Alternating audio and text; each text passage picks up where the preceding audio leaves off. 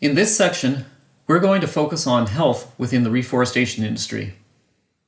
Topics that will be covered include nutrition, fitness, personal protective equipment, physical illness, mental health, ergonomics, and other topics.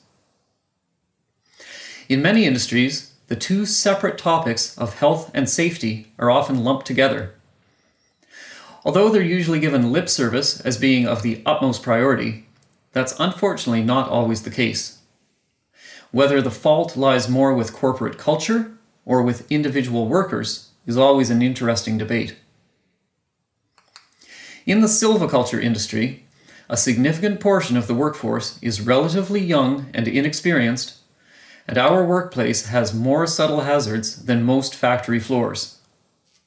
We'll get to those shortly in the next video about safety. Health and safety are very much related on some levels. Both of them ultimately affect a worker's well-being.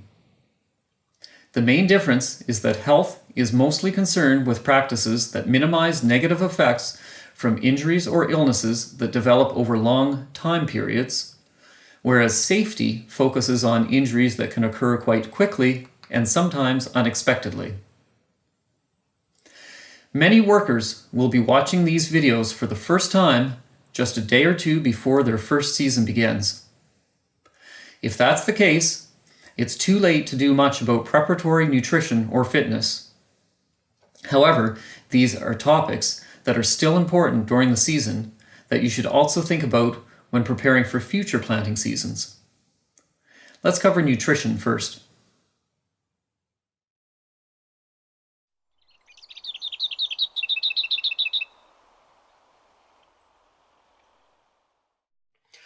Nutrition concerns the selection and consumption of foods that impact the growth, repair, and maintenance of our bodies.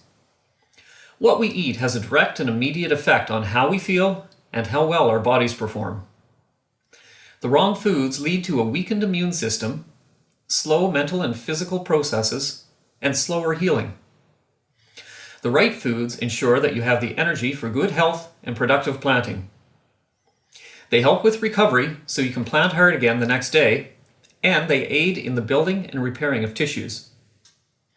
What you eat and how you eat it is critical in providing an optimal energy flow to your body, which translates directly to more money in your bank accounts.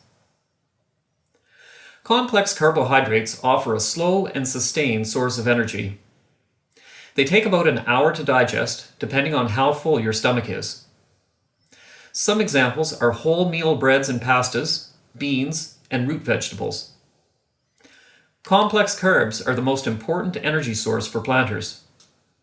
You can also eat simple carbs, such as those found in most sugary foods. These give quick boosts of energy, but often end in a sugar crash. Carbohydrates are essential to maintaining concentration and coordination and in supporting your immune system. Proteins are another source of energy, but they're also used to repair muscle and connective tissue. When combined with carbs, proteins will slow down your digestion and provide a slower, steady release of energy. Proteins take a couple hours to digest. Examples include meat, fish, eggs, dairy products, nuts, tofu, dried beans, and lentils. Fats are also useful, especially if the delay before you need their energy is significant. Fats slow down the digestion of other foods and take about 3 hours to digest. Essential fatty acids are critical for the tissue repair needed every day after planting. You can find them in oily fish, canola, nuts, and seeds. When planning your meals and snacks, don't just focus on what you feel like eating. Make sure you have a mix of proteins and carbohydrates and some fats with each meal, and also when you're snacking throughout the day. This seems like a lot to think about, but it's pretty simple. Mix it up. On a positive note, you'll be so hungry that you'll be eating practically everything in sight, so you should have no problems getting something from each of the 3 critical categories. Incidentally, as a first-time tree planter, be aware that you'll lose weight. In fact, you'll lose a lot of weight, especially in June and July when you start to get faster and work harder. Even if losing a few pounds was one of your goals for the planting season, don't try to watch your weight when you start planting. Planters that restrict their food intake usually make less money and get sick more frequently. If you want to restrict your intake of sugary foods, that's fine. But trust me, don't hold back when it comes to large, healthy meals. You'll lose weight no matter what, but with large meals containing a good mix of carbs and proteins, it'll happen in a healthy manner.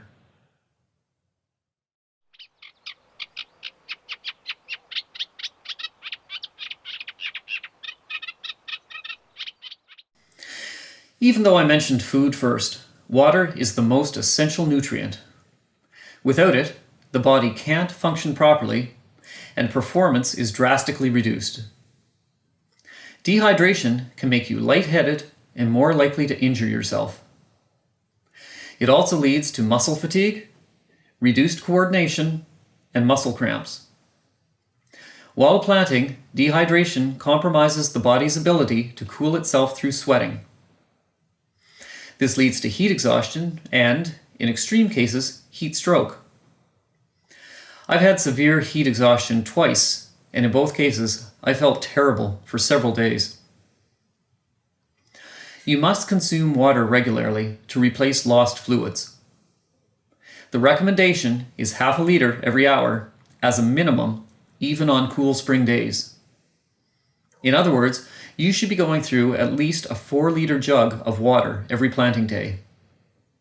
If it's a hot, dry day, you'll find it easier to force that much fluid into you, and in fact, you might easily drink double that amount per day. Luckily, you also get some fluid in your foods. Drinking 4 to 8 liters of water, or even more in a day, sounds like a lot. Well, it is, but it isn't. You won't feel like drinking that much, especially on cool or rainy days. It'll make you pee a lot. It'll turn the contents of your intestines and bowels into things that I don't want to describe on video, and you'll quickly get used to using the facilities in your planting area. But drinking that much water is healthy and it's necessary. Drinking small amounts of water frequently is the most efficient way to absorb water into the bloodstream. When you come back to your cache after a run, you may not feel like drinking half a liter or an entire liter all at once, and your stomach will probably hate you if you try. I like to bring a couple of 4-liter jugs that I keep at my cache, and then carry 2 smaller water bottles in my planting bags. I fill the small bottles every time I'm back at the cache. Then while I'm out planting, I can take a quick 15-second pause every 15 or 20 minutes to drink half of one of those small bottles. Water containing electrolytes, so salts and sugars, powdered juices, Gatorade, or other sports drinks, it can be useful, but don't overdo it. The Gatorade sold in stores is in much higher concentrations than it should be for the volumes of water that we consume. If you're mixing your own, mix it to 1/3 of the strength of store-bought premix. A bit of flavor is an indication that you have enough. It doesn't have to taste exactly like juice.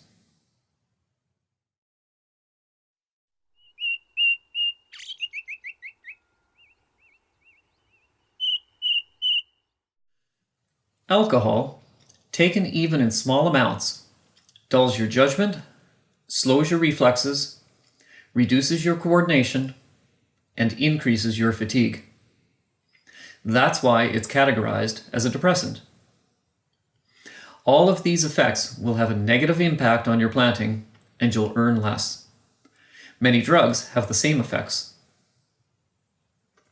It only takes an average-sized person about an hour or so to metabolize 1.5 ounces of alcohol or a can of beer, so that its intoxicating effects have worn off.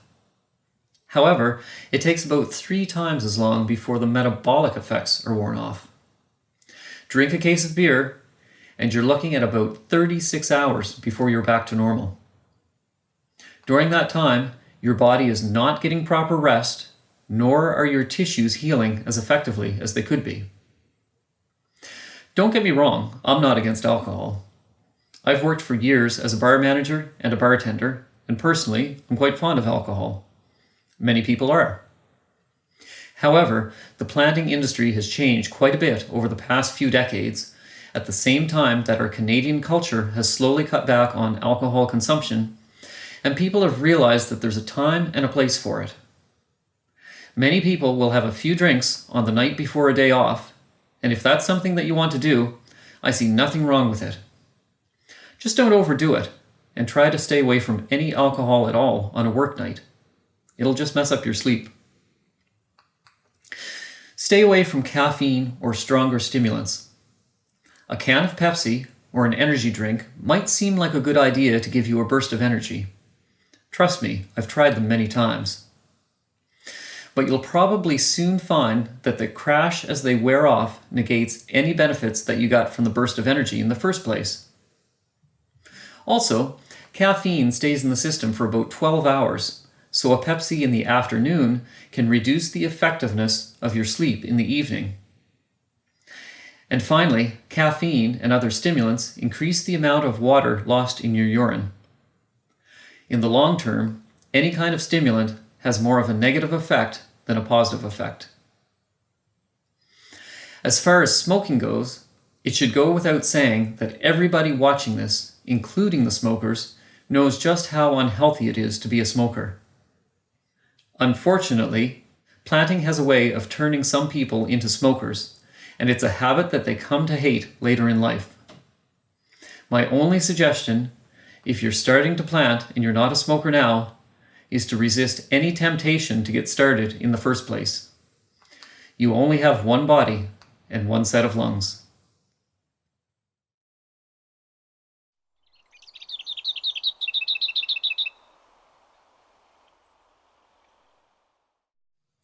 Being fit is a smart idea going into a planting season. You don't necessarily have to have full-scale daily workouts for half a year before your season starts. To be honest, no type of workout can truly mimic what your body will experience when you start planting. However, maintaining a minimum level of regular activity, especially in the 4 weeks leading up to the start of a season, can have a huge positive effect. Musculoskeletal injuries are also known as MSIs. They include sprains, strains, and tears, and they're a huge problem in the planting industry, sometimes preventing planters from being able to plant for several days or even longer. Common problems include back injuries, knee problems, and especially tendinitis in the hands or wrists. Some are also referred to as repetitive strain injuries, or RSIs. Most MSIs can be avoided, to a large extent, through overall fitness. This includes long-term strengthening and stretching, short-term warming up, the use of rest strategies, and by using movements that minimize the potential for contributing to issues. Tree planting is just about the furthest thing possible from a regular job. The smartest planters will prepare for their season in advance with some sort of regular activity program, such as the 8-week Fit to Plant program that you can find online. Trying to include most of the information from the Fit to Plant program in this series of videos would be just impossible. It's a very comprehensive program designed by Dahlia Roberts of Selkirk College, which has been proven to be quite successful in bringing people up to a high level of fitness in preparation for a season of planting. Planters who have followed this program in experimental situations have been proven to be significantly more productive during their seasons, which means more money in the bank. I can't recommend this program strongly enough. It can be found online, it's free, and it's a great way to tailor a simple fitness program to some activities that can specifically develop parts of your body that are used most intensely during planting activities. Even if you're just learning about Fit to Plant right now and your season is only a few days away, make a note to look into it next year for the 2 months before you start planting again. It's well worth the time invested. One 10-year analysis of tree planting injuries done by WorkSafe BC gave the following breakdown of reported lost time injuries. 26% arms, wrists, hands, and fingers. 27% backs, chests, hips, shoulders, and trunks. 33% legs, ankles, feet, and toes. And 14% for everything else. However, this was an older study, and I suspect it was biased because a lot of times when somebody gets tendonitis and misses a couple days, it probably doesn't usually get reported to WorkSafe. If I had to guess, I'd bet that if a planter misses a day of work due to some sort of short-term or long-term injury, the odds are probably greater than 50-50 that it's directly related to tendonitis or to an MSI. Aside from pre-season training, here are some suggestions to minimize MSIs. Eat healthy and sleep well. Stretch before planting. If you find that a particular part of your body seems to be getting aggravated, see if you can adjust your technique, perhaps by switching planting hands. If you notice any of the initial signs of injury, such as swelling, tendon soreness, or creaking tendons, slow down or rest for the remainder of the day in the hopes of avoiding a greater amount of long-term downtime. Make sure your bags are adjusted properly and your shovel techniques are appropriate. If you're a first-time planter, don't try to keep up with experienced planters. Be realistic. Experienced planters have learned subtle techniques that allow their bodies to move gracefully with a minimum of aggravation. In the longer term, consider learning to plant ambidextrously. Some MSIs can be noticed early and managed with tape, tensor bandages, or braces, restricting the movement of the affected part and possibly preventing more significant injuries. Taping with athletic tape can ease some of the tension and stress placed on ligaments by limiting the amount of stretching they can do and preventing tears. However, there are two slight problems with these treatments. First, first aid kit contents, as recommended by WorkSafe BC, do not include athletic tape, for the simple reason that taping is a preventative measure, not a treatment of an injury that has already occurred. Secondly, first aid attendants are not taught how to tape people. Since they're not skilled at performing these treatments properly, they can be quite ineffective. Even worse, they can give a planter a false sense of security, which leads the planter to keep pushing hard and injure themselves more significantly. I'll talk more in another section about ambidextrous planting, but I'd like to mention it quickly right now. You should practice the constant use of both hands and feet by trying to learn ambidextrous planting, which means planting using both sides of your body equally. Your trainers may mention this, but nobody will ever force you to become an ambidextrous planter. It's something you have to learn on your own initiative, and it's something you really need to try to learn from the beginning when you first start planting. Ambidextrous planting might seem like a waste of time. It's not. If you learn to plant ambi, you'll significantly reduce the strain on certain parts of your body. Ambidextrous planting is a great way to reduce the risk of getting MSIs. Some companies have been reluctant to encourage ambidextrous planting because they were initially concerned about higher minimum wage top-up during the training period. However, many of these companies have come to realize that the long-term benefits of higher production and less long-term downtime make it smart to support this type of training. Ergonomics is the practice of designing equipment that fits a person's body properly to minimize potential for injury. We'll talk about this in the planting gear tutorial.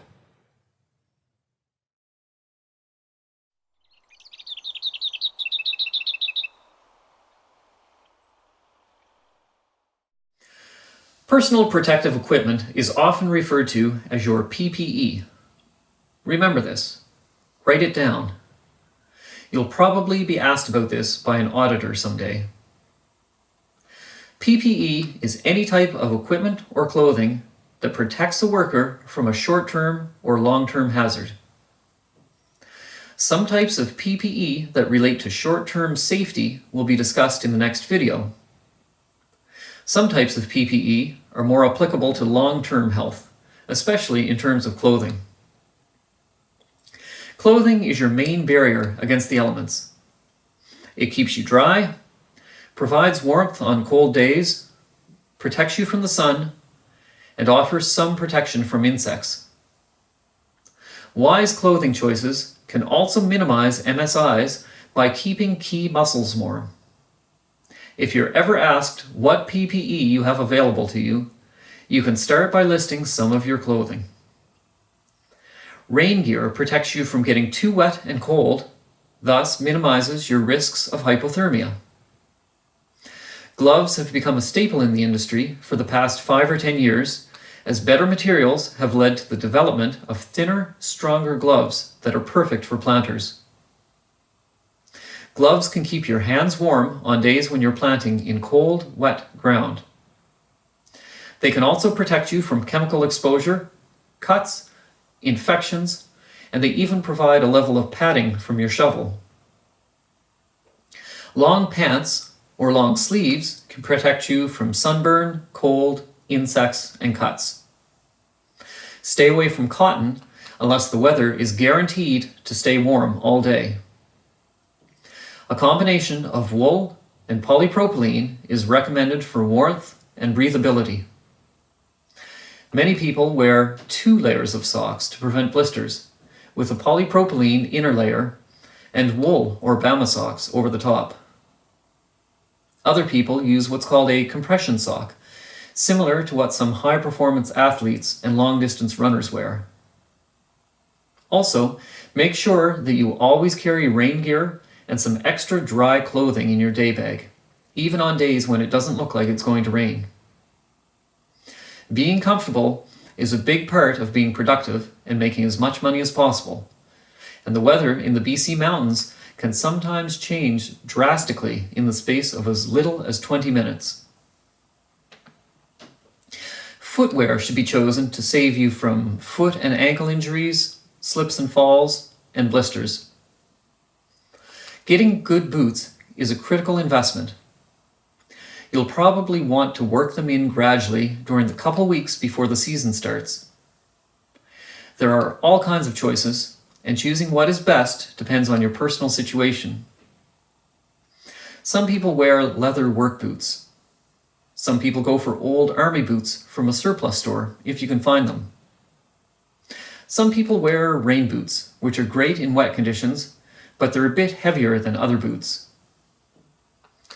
Some people wear cork boots, which are chainsaw boots with steel spikes on the bottom to ensure that you have more stable footing on slopes or wet slash. Corks are great, although they're a bit heavy. Some people bring 2 pairs of boots so they have a choice for different conditions, or a dry pair if one pair gets soaked. There are lots of online discussions in tree planting forums about what experienced planters will recommend as the best type of boot to buy, and there's a wide variety of different opinions. I'd recommend that you look up some online forums if you want advice, or check with your foreman. At a minimum, you should show up with boots that provide ankle support and are waterproof. Some people try to save money when it comes to buying boots. This is not a good place to skimp. Investing in high-quality footwear will pay off many times over throughout your season.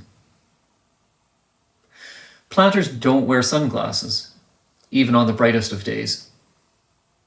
Sunglasses get sweaty and dirty quite quickly, and it's very difficult to see into a shaded planting hole if you're wearing them.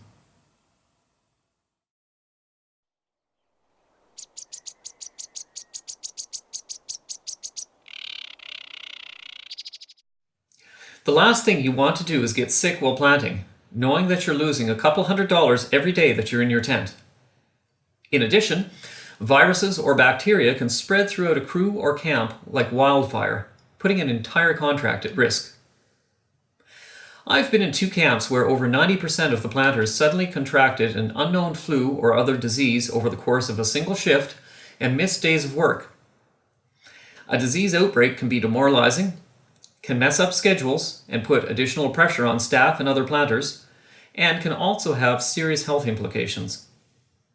That's not even considering the misery of spending 2 days shivering in a damp tent while you're alternating between bouts of vomiting and diarrhea. There are 7 simple ways to have a very significant impact on reducing the spread of a major outbreak. Pay close attention to these because these are really important. Wash your hands frequently around camp, especially before and after meals, and in particular after using the outhouses. Incidentally, outhouses in every camp should have liquid antibacterial sanitizer bottles as an alternative to a hand wash station. Ask for them if your camp doesn't have them. Your cooks and supervisor should recognize the value of antibacterial sanitizers.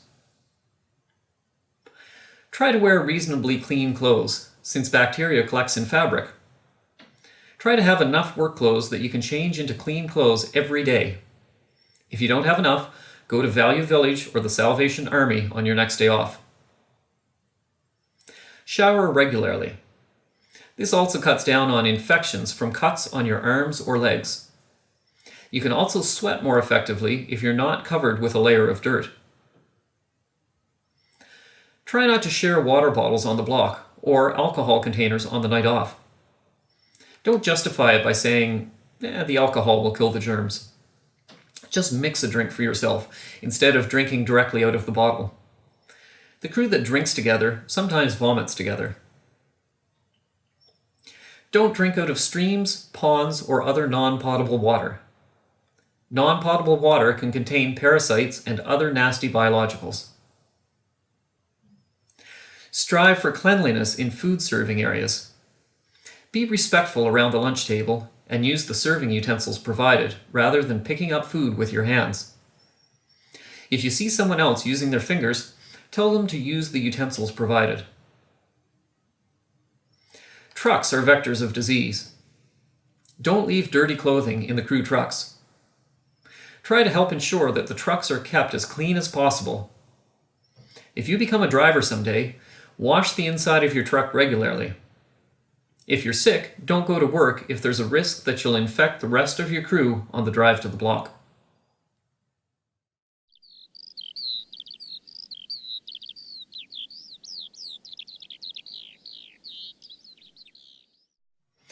Tree planting can be really stressful and/or depressing.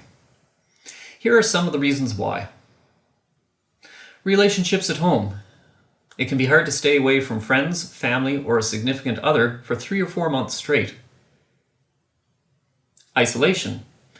It's common on planting blocks to be able to see several other planters working within a few hundred meters, but you'll often be working in a piece by yourself. Hopefully you don't get lonely. Boredom. Planting is tedious and repetitive, especially if you're planting in a piece by yourself. Think of ways to keep yourself mentally amused. Think about how you'll spend the money that you're earning. Remote living. You may end up pretty far away from television, internet, or telephones for days or weeks at a time. Bring something to keep yourself amused when you're not planting, like a few thick books or a tablet full of movies and music. Living closely with others. Living with the same small group of people for several months in an isolated location can be pretty fun. More often, though, people can get on each other's nerves. Try to be patient and put yourself in the other person's shoes when conflicts arise. They're dealing with the same problems that you are. Daily challenges. They're a part of tree planting. Insects, bad weather, heat, mud, exhaustion, aching muscles, scrapes, cuts, blisters, hunger, thirst, and those really annoying birds that dive bomb you and make a weird screeching noise. Take a quick break to review what we've learned about health. Our next section will cover working safely and hazards. If you're trying to learn more about the tree planting industry in Canada, then a book called Step by Step, A Tree Planter's Handbook is going to be your #1 source for information. All of the information in these videos came from Step by Step, although the book contains about 3 times as much information as the videos do. Let's take a quick look at what's inside. Why do we plant trees? Health. working safely and hazards, vehicles and transportation, camp life and other lodging, map reading, nature and the environment, basic silviculture knowledge, stock handling, common coniferous trees, prescriptions and planning, planting equipment, camping gear and clothing, planting a seedling, meeting quality requirements, density and excess, site preparation, additional planting techniques, maximizing productivity, planting throughout Canada, applying for a job, working with helicopters, coastal planting, logging and harvesting, other silviculture work. And there's more. The few hundred pages that you just saw represent only a bit more than a third of the full book. To order a copy today, search for it on Amazon or visit replant.ca/step-by-step.